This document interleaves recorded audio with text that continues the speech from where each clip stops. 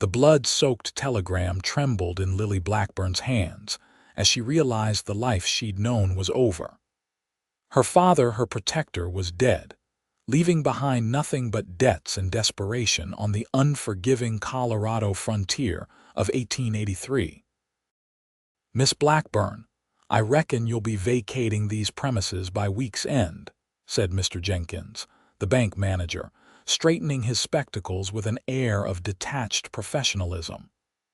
"Your father's debts exceed the value of this property several times over." Lily stared at him, her blue eyes wide with disbelief. At 22, she had never imagined herself alone and destitute. Her father had always managed their modest ranch outside Silverton, Colorado, while she kept house and tended to the garden. Now, in the harshness of early spring, she found herself with nothing. "Where am I to go?" she asked, her voice barely above a whisper. Jenkins cleared his throat uncomfortably. "I believe Harriet Wilson at the Silver Dollar Hotel is seeking help, not the most respectable establishment, but beggars can't be choosers, Miss Blackburn."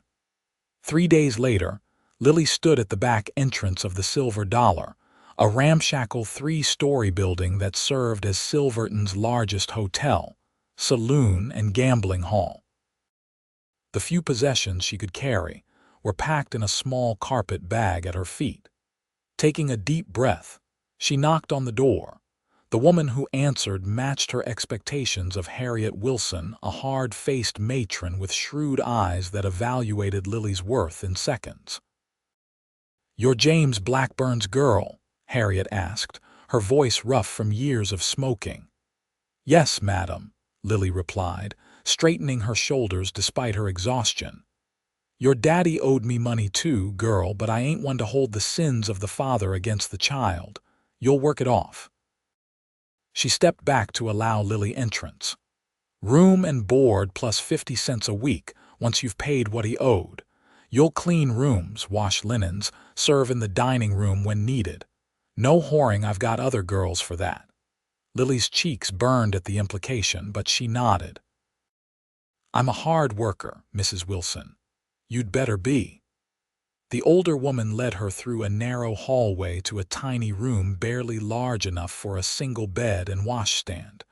"You'll share with Betty when she's not working. Start at dawn tomorrow. Kitchen's downstairs. Martha will show you what needs doing." That night, Lily lay sleepless on the thin mattress, listening to the raucous sounds of the saloon below.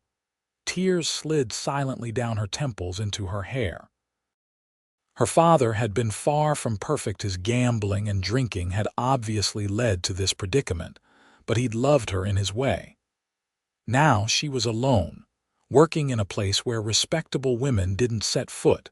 Dawn came too quickly.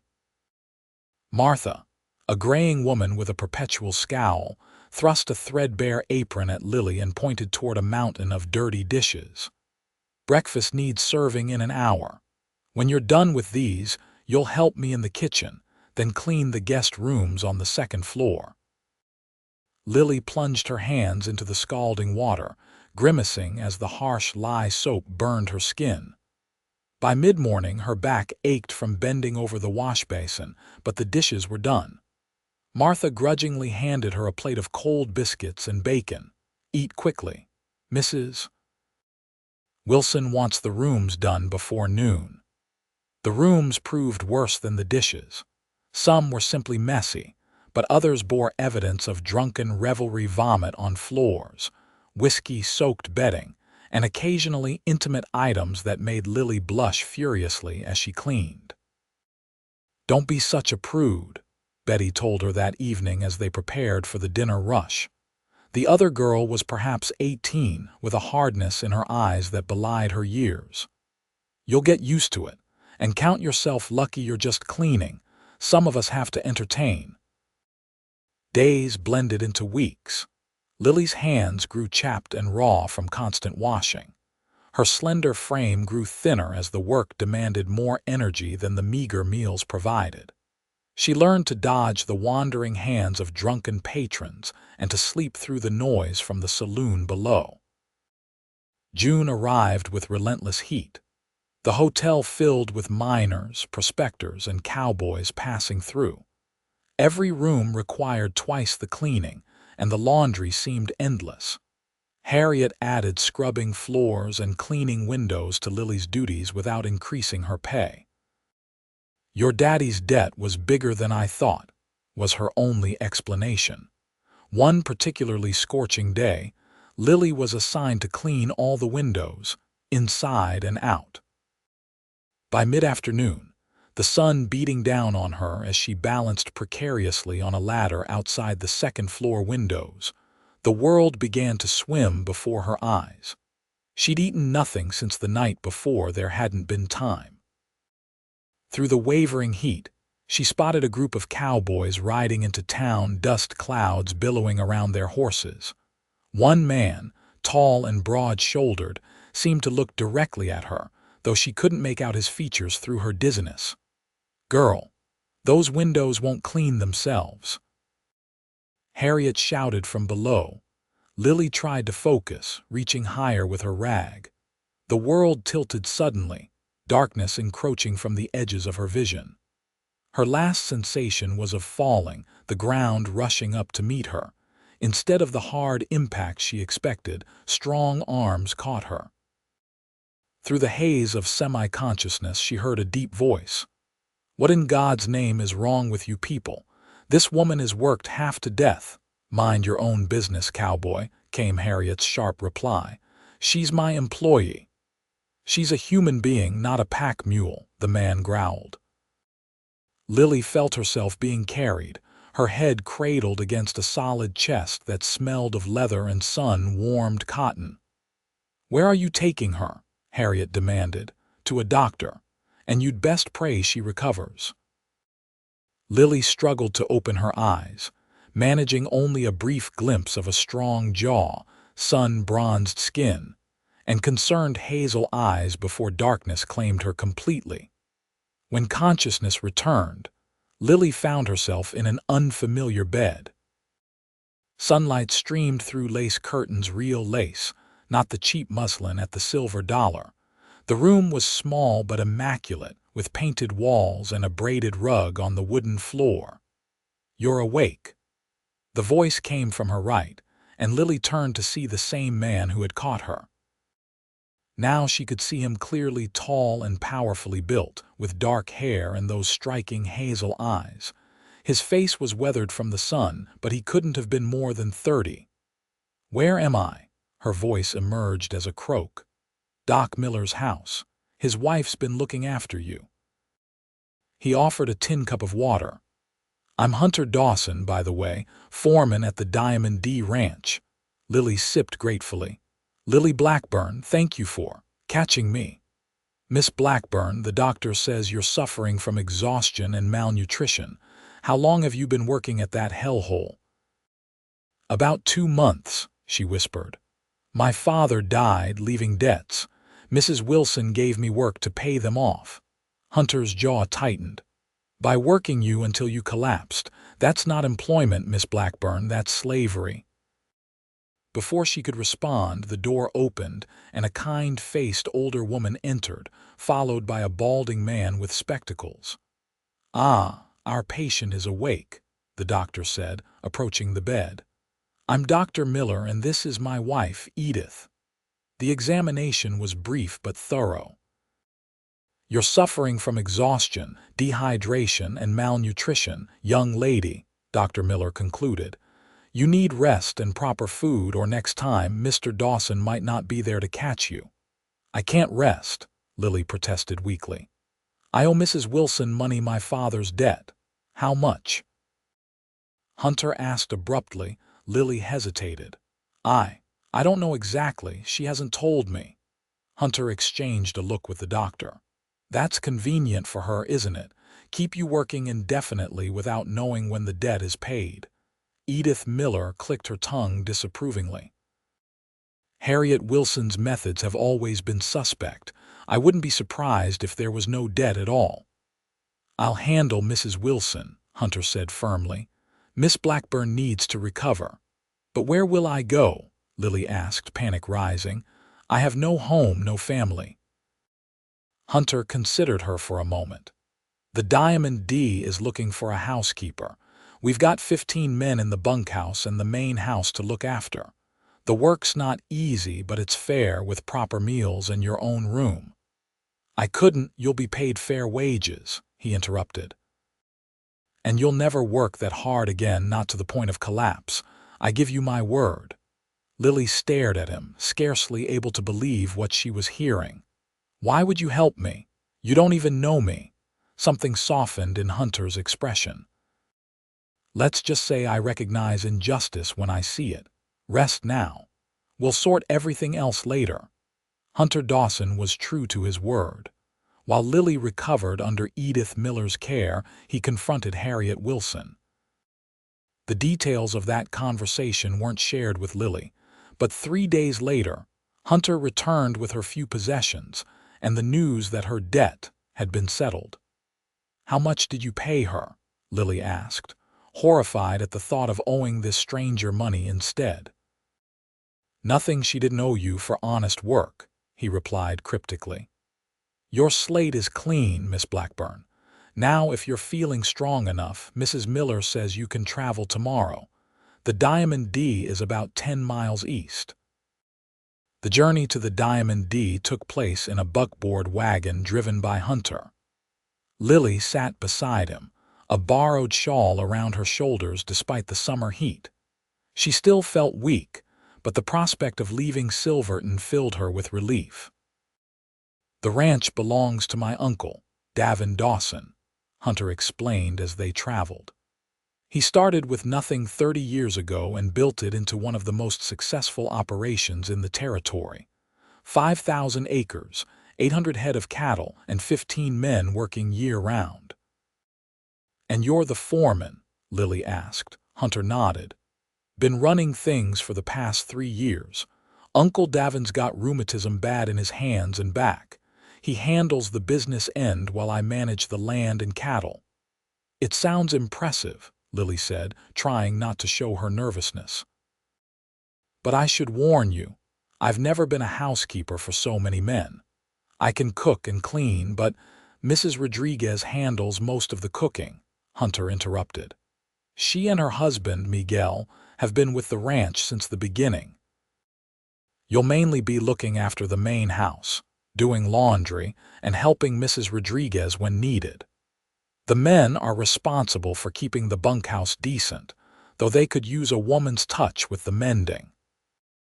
The Diamond D came into view as they crested a hill, a sprawling ranch nestled in a green valley with mountains rising behind it. The main house was an impressive 2-story structure of timber and stone, with a wide porch wrapping around 3 sides. Several outbuildings, including a large barn, bunkhouse, and cookhouse, surrounded it. Beyond, cattle grazed on lush summer grass. "It's beautiful," Lily murmured, genuinely impressed. Hunter's face showed pride as he guided the wagon toward the house. "It's home." An older man with silver hair and a well-trimmed beard stood waiting on the porch. Despite his obvious physical discomfort, he stood tall, his eyes sharp as he watched their approach. "Uncle Davin," Hunter called as he halted the wagon. "This is Miss Lily Blackburn." Davin Dawson appraised Lily with keen blue eyes. "So you're the young lady Hunter's been fussing over. Welcome to the Diamond D, Miss Blackburn." "Thank you for having me, Mr. Dawson," Lily replied, suddenly conscious of her plain, borrowed dress and thin appearance. "Any friend of Hunter's is welcome here," the older man said. "Though I must say, my nephew usually doesn't bring young ladies home. Must be something special about you." Hunter cleared his throat, looking uncharacteristically embarrassed. "Uncle Davin, Miss Blackburn has been ill. She needs rest before starting work." Of course," Davin said, his eyes twinkling. "Maria will show you to your room, my dear. It's small but comfortable, attached to the kitchen house. We thought you'd appreciate the privacy." A plump Mexican woman in her 50s appeared, smiling warmly. "Come, Nina. You look like you need feeding up, After you see your room, we'll get some food in you." Maria Rodriguez proved to be the mother figure Lily had lost years before. She clucked and fussed over Lily's thinness, insisted she rest for 3 days before doing any work, and kept bringing bowls of hearty stew, fresh bread, and slices of apple pie. "That Hunter," Maria said on Lily's 3rd day at the ranch as they sat drinking coffee on the small porch outside Lily's room. "He came back from town like a thundercloud after finding you. I have never seen him so angry." "Really?" Lily asked, surprised. Hunter had been nothing but calm and collected in her presence. Maria nodded emphatically. "Oh, yes. He told Mr. Davin about the terrible woman working you like a slave. He said, 'No human being deserves to be treated that way.' Then he rode back to town the next morning to settle your—" "How do you say it? Your account." "I still don't understand why he would do that for a stranger," Lily said, cradling her coffee cup. Maria gave her a knowing smile. "Hunter has a good heart beneath that serious face, and perhaps he sees something in you worth saving, no?" The next day, Lily officially began her duties at the Diamond D. True to Hunter's word, the work was reasonable, keeping the main house clean, doing laundry, and helping Maria with meal preparations. Within a week, she had established a routine that left her tired by day's end but not exhausted. Hunter was often absent during the days, riding out with the men to check cattle, mend fences, or handle the countless tasks required to run a successful ranch. But he was always present at dinner in the main house, where he, Davin, and Lily ate together. Those meals became something Lily looked forward to, especially when Hunter would share stories of his day or ask about hers. As June turned to July, Lily's health improved dramatically. Good food and reasonable work restored her strength, and her natural beauty, obscured by exhaustion at the Silver Dollar, began to bloom again. Her honey blonde hair regained its luster, and her blue eyes sparkled with newfound contentment. One evening, as they sat on the main house porch after dinner, Davin watching the sunset while Hunter and Lily shelled peas for the next day's meal, the older man suddenly chuckled. "What's amusing you, Uncle?" Hunter asked. "Just thinking how this place has changed since Miss Lily arrived," Davin replied. "The curtains are cleaner, the floors shine, and there's always flowers on the table. And you, nephew, you're actually at dinner on time every day now." Hunter's tanned face colored slightly. "The ranch is running smoothly. There's no reason to work through dinner." "Hum," Davin hummed skeptically, winking at Lily. "Nothing to do with our pleasant company, I'm sure." Lily ducked her head, focusing intently on the peas, but she couldn't help the small smile that curved her lips. She'd noticed how Hunter's gaze followed her when he thought she wasn't looking, how he'd begun finding reasons to be near the house when she hung laundry or tended the kitchen garden. For her part, Lily found herself increasingly drawn to the tall foreman. His quiet strength and unwavering sense of justice spoke to something deep within her. She'd never met a man so steadfastly honorable, yet so unassuming about it. Their quiet routine was disrupted one afternoon in late July when a rider approached at a gallop, raising dust clouds visible from the house. Lily was sweeping the porch when Hunter emerged from the barn, rifle in hand, watching the approaching figure. "It's Robbie," he said as the rider drew near. "Something's wrong." The young cowhand pulled his lathered horse to a stop. "Mr. Dawson, rustlers hit the north pasture. They've driven off about 50 head towards Sawmill Canyon." Hunter's face hardened. "Get 5 men and meet me at the barn in 10 minutes. Bring extra ammunition." He turned to Lily, his expression grave. "Tell my uncle what's happened. I'll be back as soon as I can." Before she could respond, he was striding toward the barn, shouting orders to the men within earshot. 15 minutes later, he rode out at the head of 6 armed cowboys, determination etched on his features. The men didn't return until well after midnight. Lily, despite Davin's insistence that she get some rest, had waited up, keeping coffee hot and food warm in the oven.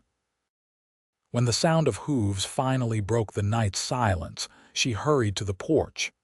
The men looked exhausted, their faces streaked with dust and sweat. Hunter dismounted stiffly, handing his reins to one of the hands. In the lantern light, Lily could see a dark stain on his left sleeve. "You're hurt," she gasped, rushing down the steps. "It's nothing, just a graze," he said, but winced as he tried to remove his gloves. "Inside now," she ordered, surprising herself with her authoritative tone. "The rest of you, there's food in the cookhouse. Maria left stew warming." The men needed no further encouragement, but Hunter hesitated. "We got most of the cattle back," he told her as she led him into the house. "Lost about 15 head, but caught 2 of the rustlers. Sheriff's got them locked up in Silverton." "That can wait," Lily said firmly, steering him to a chair in the kitchen. "Let me see your arm." The wound was indeed just a graze, but it had bled considerably. Lily cleaned it carefully, her hands gentle as she washed away the blood and dirt. Hunter watched her, his expression unreadable in the lamplight. "You've done this before," he observed as she applied a poultice of herbs Maria had taught her to prepare. "My father was often injured," Lily replied, wrapping clean bandaging around his arm. "Usually from bar fights rather than anything noble like stopping rustlers." Hunter's good hand suddenly covered hers, stopping her movements. "You deserved better than that life, Lily." It was the first time he'd used her given name, and the intimacy of it sent warmth spreading through her chest. She raised her eyes to his, finding them intense and searching. "I have better now," she said softly. "Thanks to you." Something changed between them that night. In the days that followed, Hunter sought out Lily's company more openly. He began taking his lunch on the porch when she was working in the kitchen garden, offering to help with tasks that required strength, finding small excuses to be near her. For her part, Lily found herself looking forward to these encounters, planning her days around the moments when Hunter might be near the house. Their conversations grew longer and more personal, moving beyond the daily affairs of the ranch to their hopes and histories. One evening in early August, as a summer storm gathered on the horizon, Hunter found Lily in the parlor arranging wildflowers in a vase. Through the open window came the distant rumble of thunder and the scent of rain-washed air. "Storm's coming," he said, standing closer than necessary. "Should cool things down." "I've always loved storms," Lily admitted. "The power of them, the way they clear the air afterward." "Like life's hardships," Hunter mused. "Terrible while they're happening, but sometimes they clear the way for something better." Lily glanced up at him. "Is that how you see what happened to me? A storm that brought me here?" He considered her question seriously. "I think fate sometimes works in harsh ways. If you hadn't been at the Silver Dollar that day, if you hadn't been pushed to collapse, we would never have met." The implication hung in the air between them. Lightning flashed, briefly illuminating the room in stark white light. In that flash, Lily saw the naked emotion on Hunter's face: desire, yes, but also tenderness and uncertainty. "Hunter," she began, not knowing exactly what she wanted to say. Thunder crashed overhead, making her jump slightly. Hunter's hand came to rest on her shoulder, steadying her. The touch felt like fire through the thin fabric of her dress. "Lily," he said, his voice rough, "I need to tell you something." Before he could continue, the front door burst open and Davin hurried in, surprisingly spry despite his ailments. "Storm's going to be a bad one," he announced. "Hunter, we need to secure the new foals in the south pasture. Miguel says the creek's already rising." The moment shattered. Hunter's hand fell away from Lily's shoulder, his expression closing off into the capable foreman once more. "I'll handle it," he said, already moving toward the door. He paused, looking back at Lily. "We'll finish our conversation later," but later proved elusive. The storm brought flash flooding that threatened the lower pastures. Hunter and the men spent 3 days moving cattle to higher ground, reinforcing creek banks, and rescuing stranded animals. When he finally returned to the main house, exhausted and mud-splattered, there was no opportunity for private conversation. August faded into September. The ranch buzzed with activity as they prepared for fall roundup, the massive undertaking of gathering, counting, and sorting the cattle before winter set in.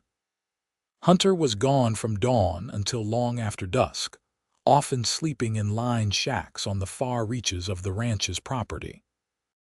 Lily threw herself into her work, helping Maria prepare extra food for the hungry cowhands and ensuring the main house remained a comfortable haven.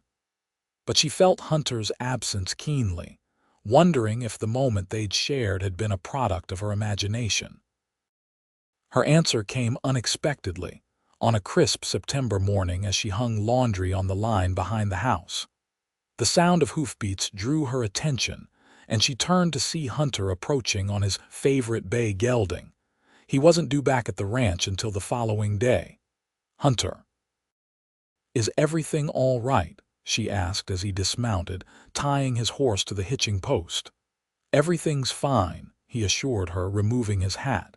His hair was tousled, his face tanned darker from days in the sun. "I left Peterson in charge for the day. I needed to come back." "Oh." She continued, pinning a sheet to the line, suddenly nervous under his intent gaze. "We never finished our conversation." He moved closer, taking the wooden clothespin from her fingers and setting it in the basket. The one interrupted by the storm. Lily's heart began to race. "I remember." Hunter took a deep breath. "Lily, when I found you at the Silver Dollar, I told myself I was just doing what any decent man would do. But it was more than that, even then. Something about you, your spirit, your determination despite everything it called to me." He took her hands in his calloused thumbs stroking her skin. "These past months, watching you heal, seeing your strength and kindness, I've never met anyone like you." "Hunter," she whispered, scarcely believing what she was hearing.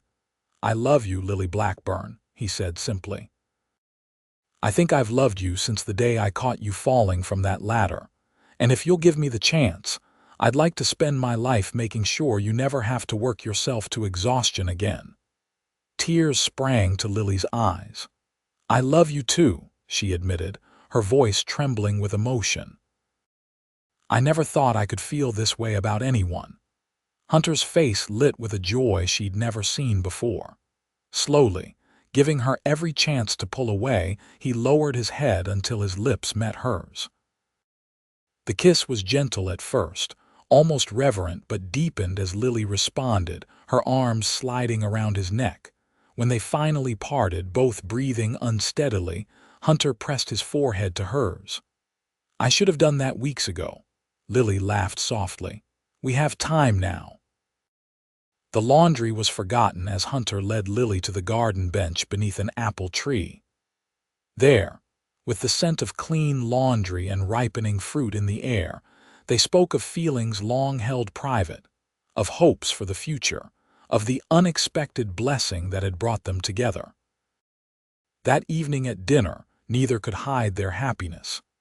Davin observed them with knowing eyes, noting how Hunter's hand sought Lily's whenever possible, how they exchanged glances filled with silent understanding. "Well," the older man said finally, setting down his coffee cup. "I suppose congratulations are in order." Hunter looked startled. "Uncle, don't uncle me, boy. I've been watching you two circle each other for months. It's about time you came to your senses." He turned to Lily with a warm smile. "My nephew is many things, hardworking, honest, stubborn as a mule, but quick in matters of the heart. He is not." "Uncle Davin," Hunter protested, though without heat. "Tell me I'm wrong," the older man challenged. Hunter looked at Lily, his expression softening. "You're not wrong.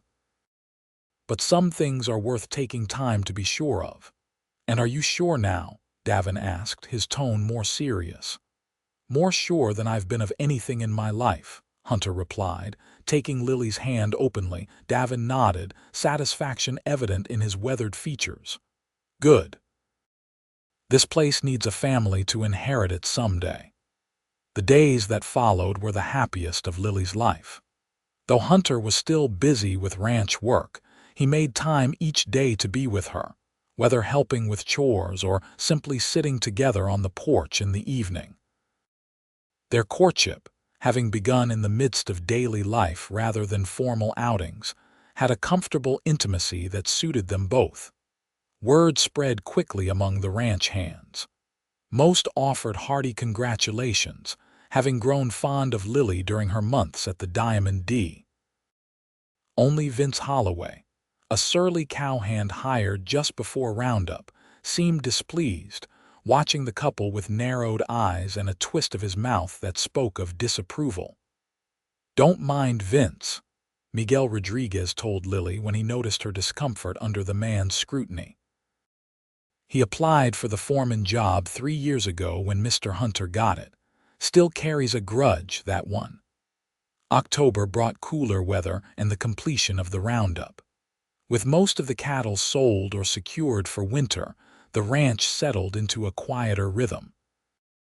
Hunter officially asked Lily to marry him on a golden afternoon as they rode together along the banks of the creek that bordered the eastern edge of the property.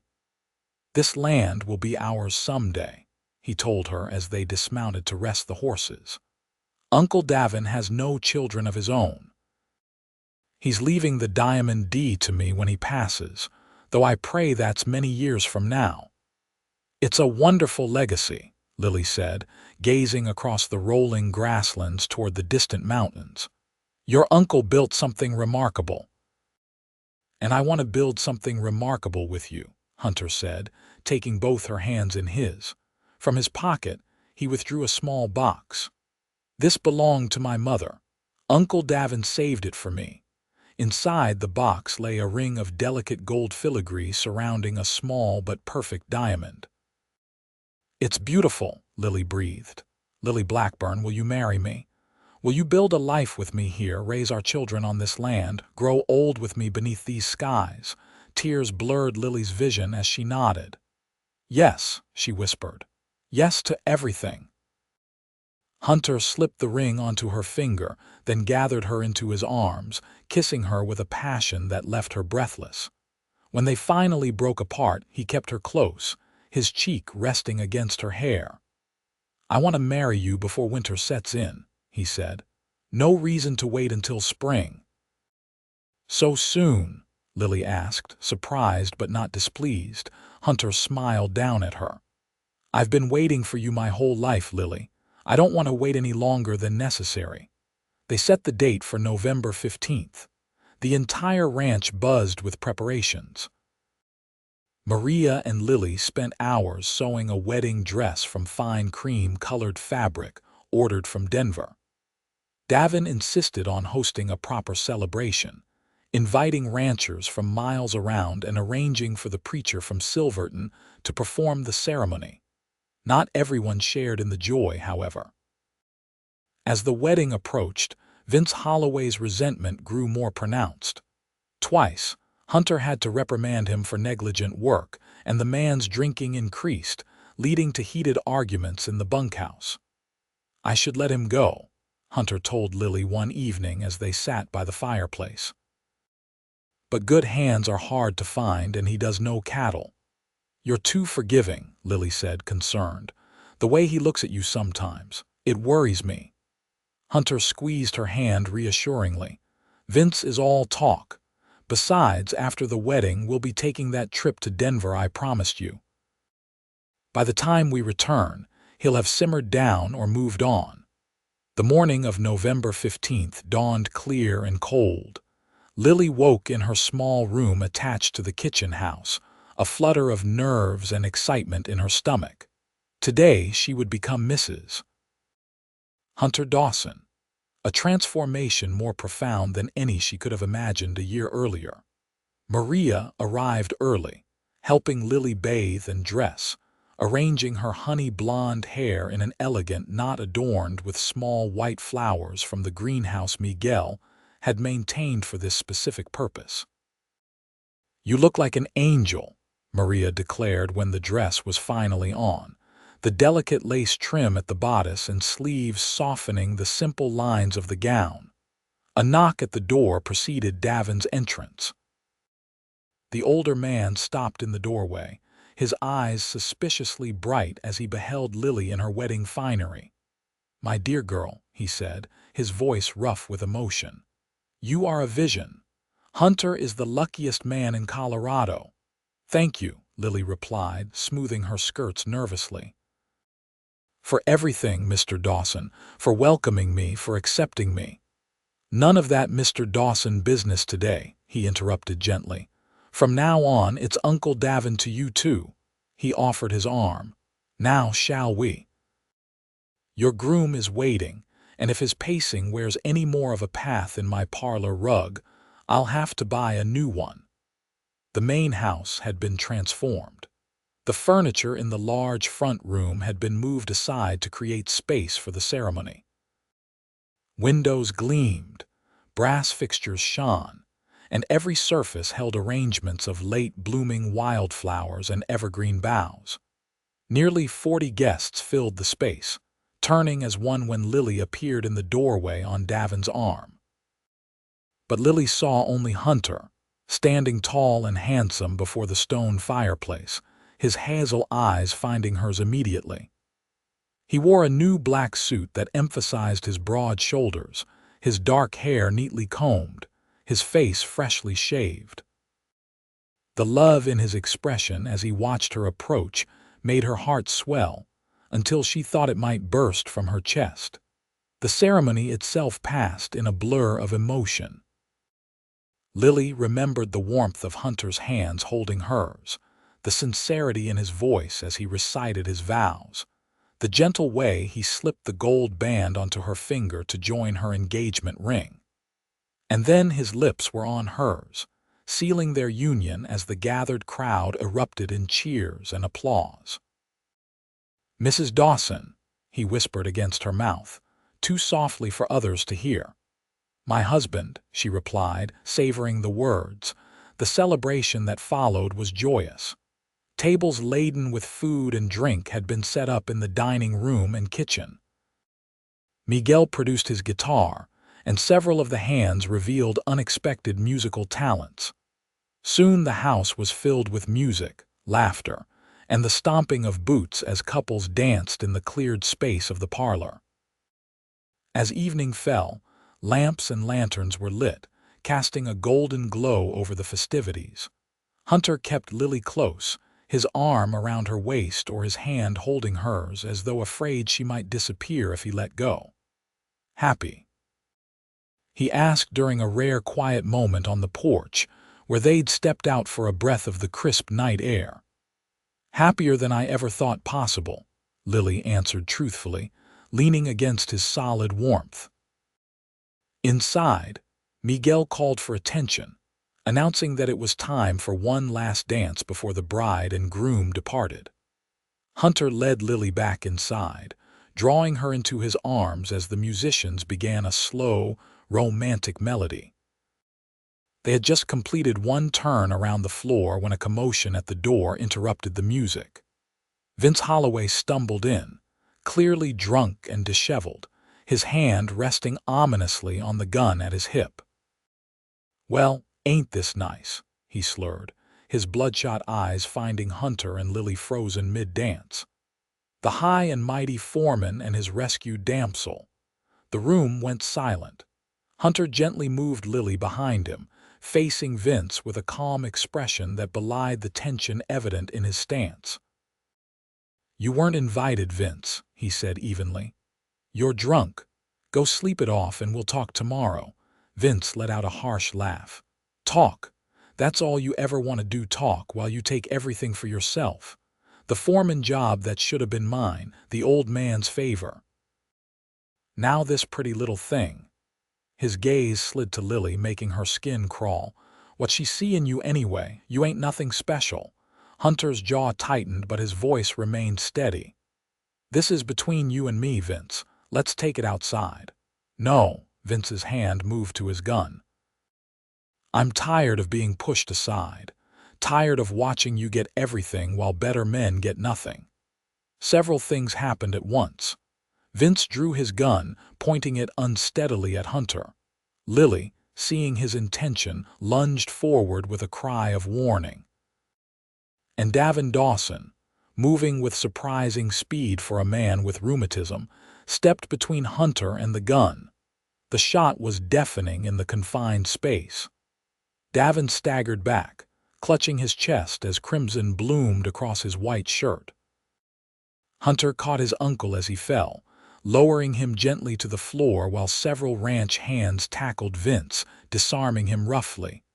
Uncle Davin. Hunter's voice broke as he cradled the older man. Someone get the doctor. Lily knelt beside them, her wedding dress pooling around her, heedless of the blood soaking into the cream-colored fabric. Davin's eyes were open but glazed with pain, his breathing labored. Hunter, he gasped, clutching his nephew's hand. Not your fault. Remember that. Don't talk, Hunter begged. Save your strength. The doctor's coming. But Lily, who had seen her share of deadly wounds during her father's violent episodes, knew with terrible certainty that no doctor would arrive in time. Davin seemed to know it too, his eyes finding hers over Hunter's shoulder. Take care of him, the older man whispered. He needs you more than he knows. I will, Lily promised, tears streaming down her face. I swear it. Davin's lips curved in a faint smile. His gaze returned to Hunter. Proud of you, son, always was. His voice faded on the last word, his hand going slack in Hunter's grip. No, Hunter moaned, gathering his uncle closer. No, please. Lily wrapped her arms around her husband, holding him as his body shook with silent grief. Around them, the wedding guests stood in stunned silence, the joyous celebration transformed in an instant to tragedy. The hours that followed were chaotic and surreal. The local sheriff arrived, taking Vince into custody after hearing multiple accounts of the shooting. Dr. Miller, summoned too late to save Davin, offered sedatives that both Hunter and Lily refused. Friends and neighbors helped clear the house, taking care of the necessary but terrible tasks that follow a sudden death. Through it all, Lily remained at Hunter's side, her wedding dress stained and ruined, her hair falling from its careful arrangement. When the house was finally quiet, the body removed to the undertaker's in Silverton, she led her husband upstairs to his bedroom, now their bedroom, and helped him undress like a child, his movements mechanical and his eyes distant. He was like a father to me, Hunter said as they lay in the darkness, his voice hollow. After my parents died in that influenza outbreak, he took me in, taught me everything, and now he's gone because of me. Not because of you, Lily said firmly, stroking his hair. Because of Vince's hatred and jealousy. Davin made his choice. He was protecting you because he loved you. Hunter turned to her, his face anguished in the faint moonlight from the window. Our wedding day, Lily. This should have been the happiest day of our lives. We'll have other happy days, she promised, holding him close. And we'll honor Davin's memory by living the life he wanted for us, by loving each other and this land as he did.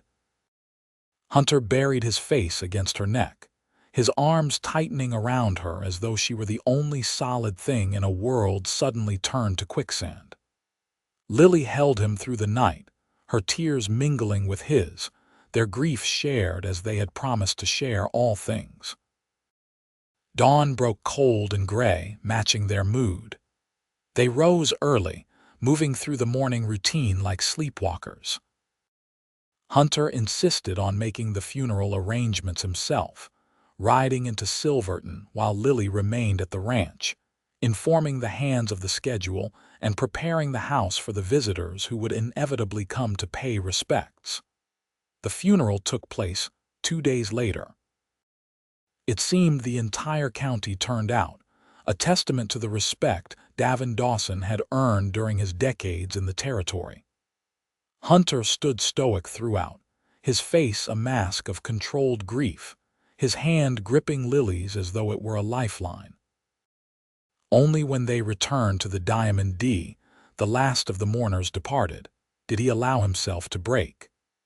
In the study that had been Davin's sanctuary, surrounded by the books and maps and mementos of his uncle's life, Hunter finally wept openly, his shoulders shaking with the force of his sobs. Lily held him, offering the comfort of her presence when words would have been inadequate. As November deepened toward winter, a new routine gradually emerged. Hunter threw himself into ranch work with almost desperate intensity, rising before dawn and returning after dark. Lily managed the household, stepping naturally into the role of the ranch's mistress, but worried about the toll grief was taking on her husband. The trial of Vince Holloway took place in mid-December. The evidence and witnesses were so numerous that the proceedings lasted barely a day before the jury returned a guilty verdict.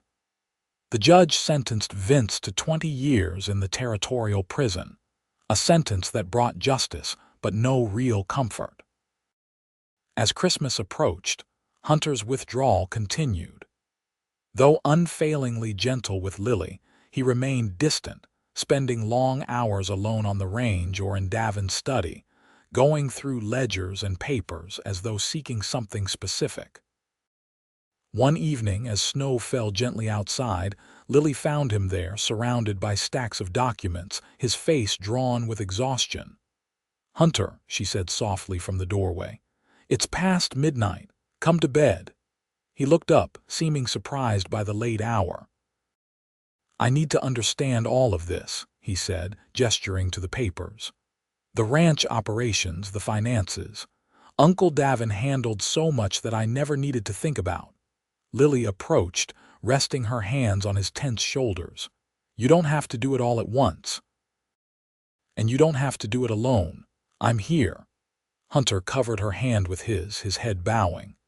"I keep thinking I'm going to turn around and see him in that chair by the fire, smoking his pipe, ready with advice.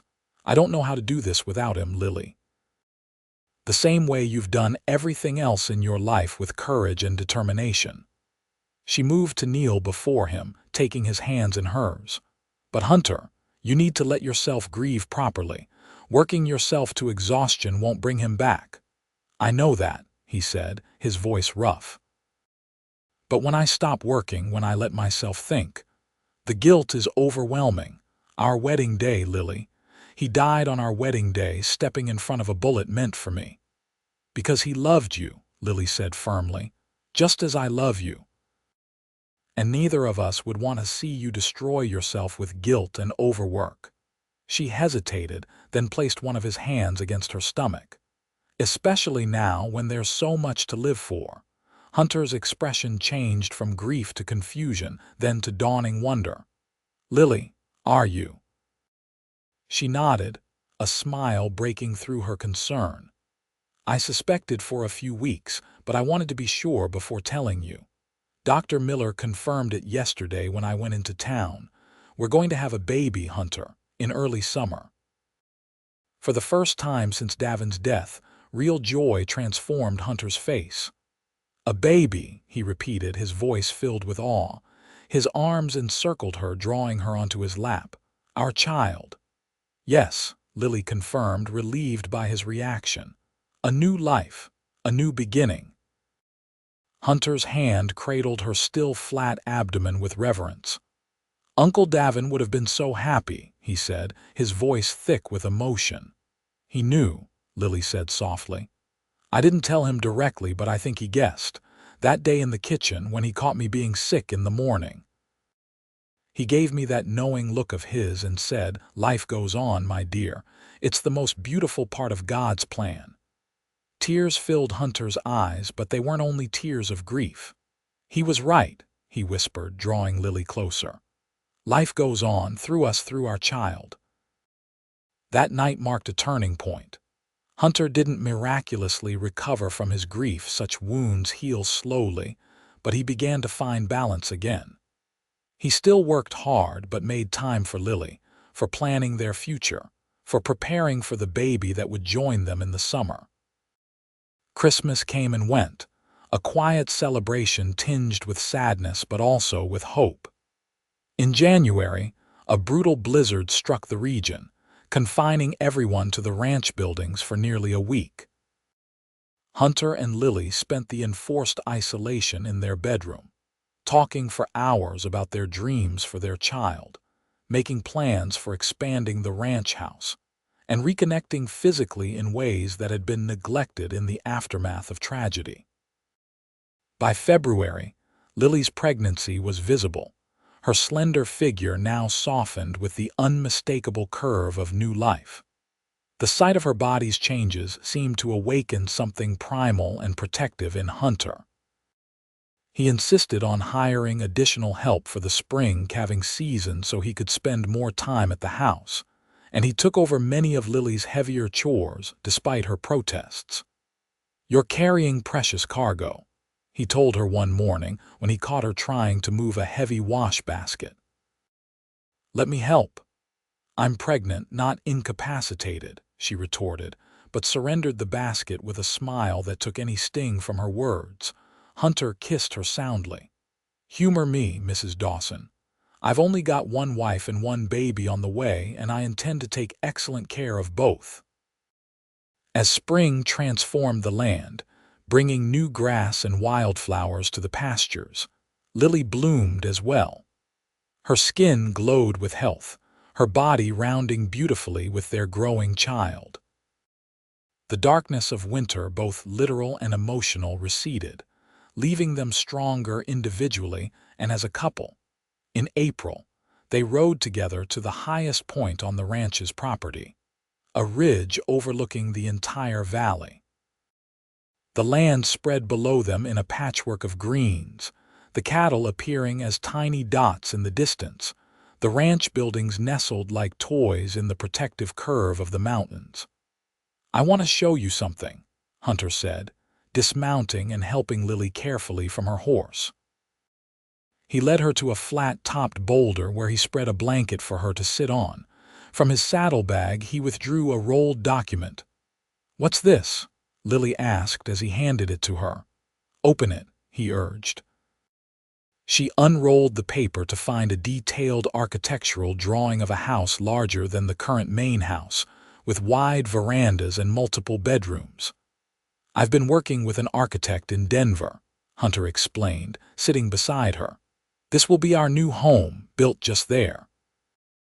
He pointed to a spot not far from the existing house, on a slight rise that offered views in all directions.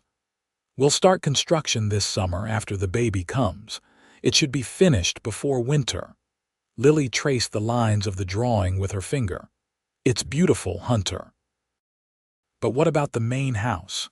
It's your home, filled with memories of your uncle." Hunter nodded, his expression thoughtful. "It is and always will be special to me. But I want us to have our own place, Lily, a home that belongs just to us and our children, built from the beginning with our family in mind." He took her hand. "Uncle Davin's legacy will always be part of the Diamond D, but our future doesn't have to be bound by the past." Lily leaned against him, understanding the significance of what he was saying. "A new home for our new beginning." "Exactly." Hunter's arm circled her shoulders.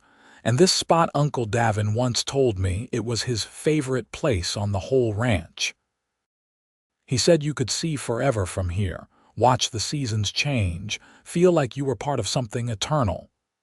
Lily gazed across the landscape, seeing it through new eyes. "It's perfect." They sat in companionable silence for a while, enjoying the spring sunshine and the whisper of the breeze through new grass. Then Lily gasped, her hand flying to her rounded belly. "What is it?" Hunter asked, instantly alert. Lily laughed, taking his hand and placing it where hers had been. "Wait a moment. There, did you feel that?" The baby kicked again, a strong movement against Hunter's palm. His face transformed with wonder. "That's our child," he breathed as though scarcely believing it. "Already strong," Lily said with a smile. "Like his father." "Or her mother," Hunter countered, his eyes full of love as they met hers. "The woman who survived everything life threw at her, who brought light back into my darkest days." "We survived together," Lily corrected gently, "and we'll thrive together on this land with our children." Hunter's kiss was a promise, sealed beneath the vast Colorado sky.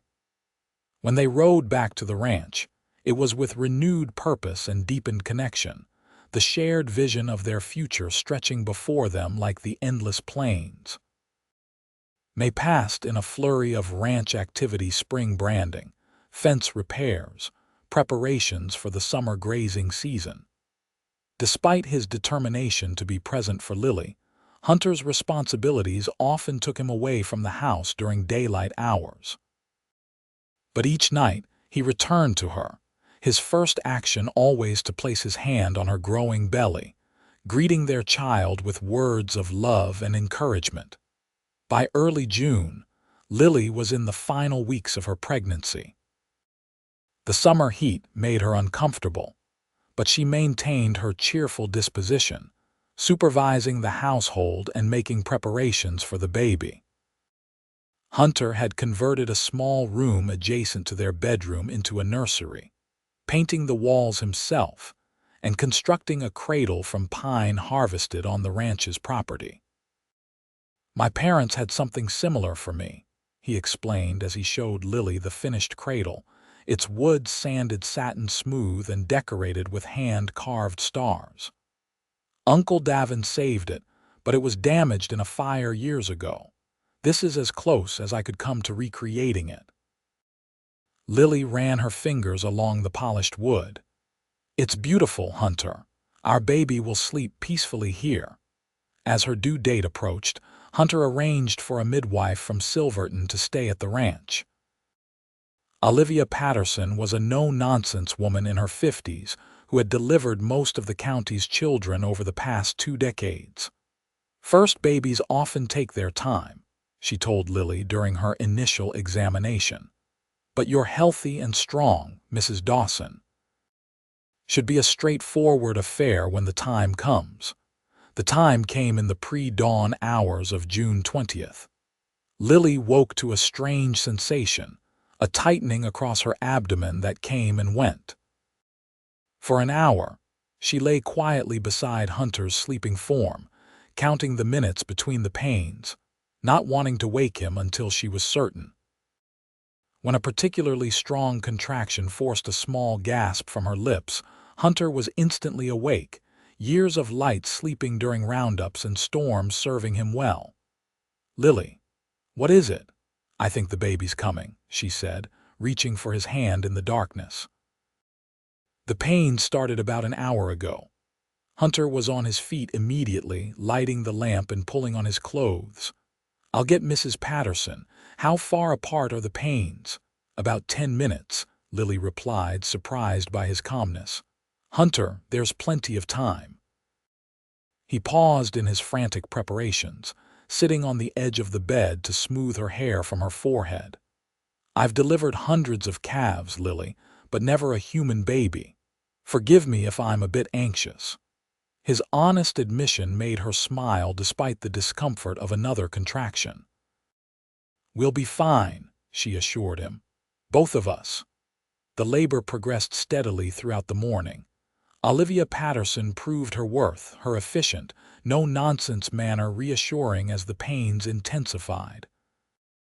Though tradition dictated that men remain outside during childbirth, Hunter refused to leave Lily's side, supporting her through each contraction, wiping her brow, and murmuring encouragement. I've never seen a man so determined to witness a birth, Mrs.